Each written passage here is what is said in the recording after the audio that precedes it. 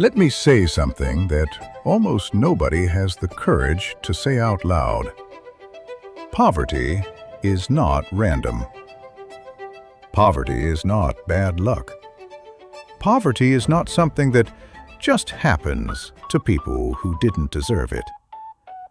Poverty is the final result of thousands of small decisions repeated every single day, usually without awareness, usually without intention, and almost always without a clear rule guiding those decisions. And once you understand this, once you truly see it, you can never unsee it again.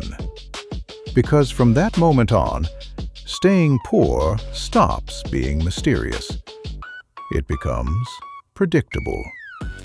And if something is predictable, it can be avoided. Most people wake up every day believing their financial situation is controlled by forces outside of them. The economy, the government, their boss, their family, their past, their country.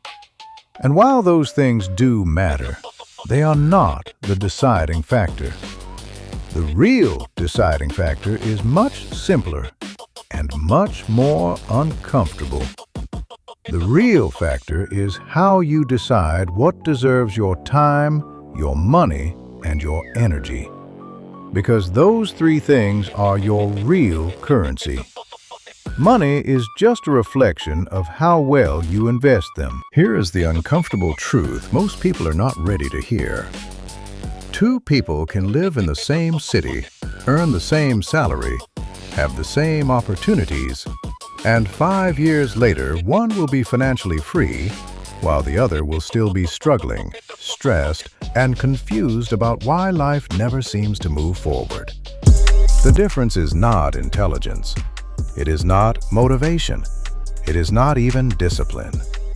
The difference is that one of them follows a rule, even if unconsciously, and the other doesn't follow any rule at all. And today, I'm going to show you that rule. Not in a motivational way, not in a believe in yourself way, but in a logical, step-by-step way that, once applied consistently, makes poverty mathematically impossible over time. Not instantly, not magically, but inevitably. Here is the rule, and I want you to listen carefully because its simplicity is exactly why most people ignore it. Never spend your time, your money, or your energy on anything that does not increase your future value. That's it. That single sentence is enough to separate people who eventually escape poverty from people who remain trapped in it for life. And the reason it works is because life is a compounding system. Every decision you make either compounds in your favor or compounds against you. Most people live for immediate relief, immediate pleasure, immediate comfort. They ask themselves one question all day long, usually without realizing it. How does this make me feel right now? And that question quietly destroys their future. Because life does not reward what feels good now. Life rewards what creates value over time. Wealthy people, whether they know it or not, ask a completely different question. How will this affect my future? And that single shift in thinking changes everything. Future value is not just about money. This is where most people get confused. Future value includes skills that make you harder to replace, knowledge that makes you more capable, health that gives you energy and clarity, relationships that open doors, reputation that creates trust, income potential that grows instead of staying flat. When you invest in future value, money eventually follows you. When you ignore future value, money runs away from you, no matter how hard you work. Think about how most people spend their evenings. Hours of scrolling, endless entertainment, cheap dopamine, temporary distraction. None of it increases future value. It feels harmless, because it doesn't hurt immediately. But that's the danger. It steals from your future silently. The cost is invisible today, but devastating over years. And the opposite is also true.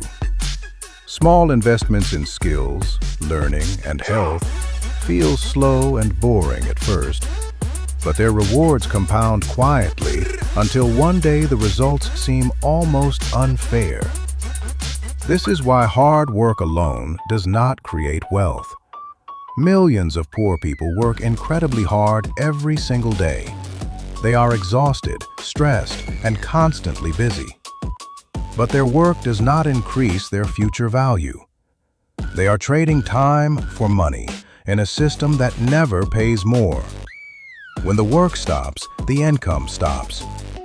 That is not freedom. That is survival. And survival mode is where future value goes to die. Once you understand this, you start to see the world differently. You realize that poverty is not a lack of effort. It is a lack of leverage. And leverage comes from value. If every year you become more valuable than the year before, your income options expand automatically. If every year you stay the same, or worse, decline, your options shrink, no matter how hard you try. Now, let's make this practical, because understanding the rule is useless if you don't apply it. The first step is awareness. You need to audit your life honestly, without excuses, without self-judgment, and without lies. Look at how you spend your time. Look at where your money goes. Look at what you think about all day. Then ask one brutal question again and again. Does this increase my future value, or does it decrease it?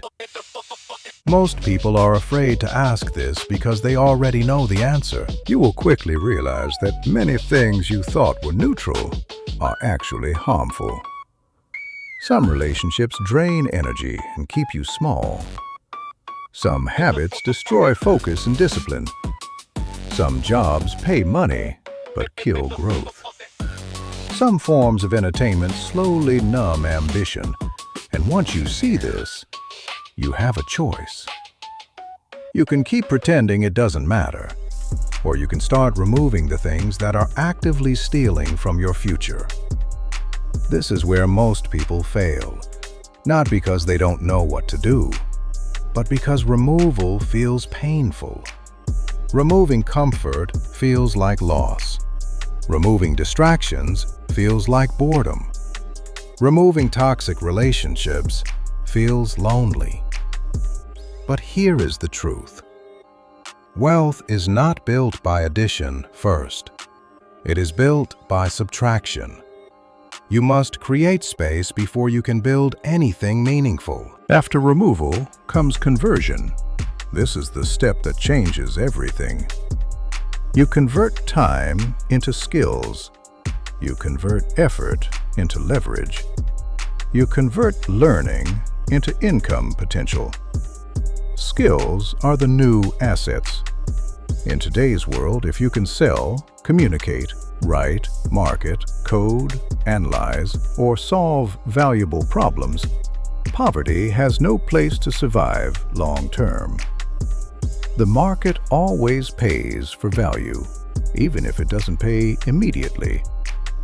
This is why following this rule makes poverty impossible. Because if every year you are more skilled, more capable, more informed, and more connected than the year before, your trajectory can only go in one direction: up. Slowly at first, then faster, then exponentially. It doesn't matter where you start. It only matters that you are moving. Now apply this rule to everything. Apply it to what you watch. Apply it to what you read. Apply it to who you listen to. Apply it to what you eat. Apply it to what you say yes to and what you say no to. Ask the question so often that it becomes automatic. Does this increase my future value? If the answer is no, stop pretending it's harmless. Most people will never live this way, not because they can't, but because it forces responsibility. It removes excuses. It exposes wasted years. It demands patience. And patience is rare in a world addicted to instant gratification. That is why the rule works, not because it is complex, but because it is uncomfortable. And now you are at a crossroads. You can forget this video and go back to living reactively, letting life decide your future for you. Or you can adopt one simple rule and let it guide every decision from this point forward. If you choose the second path, poverty is not just unlikely, it becomes impossible.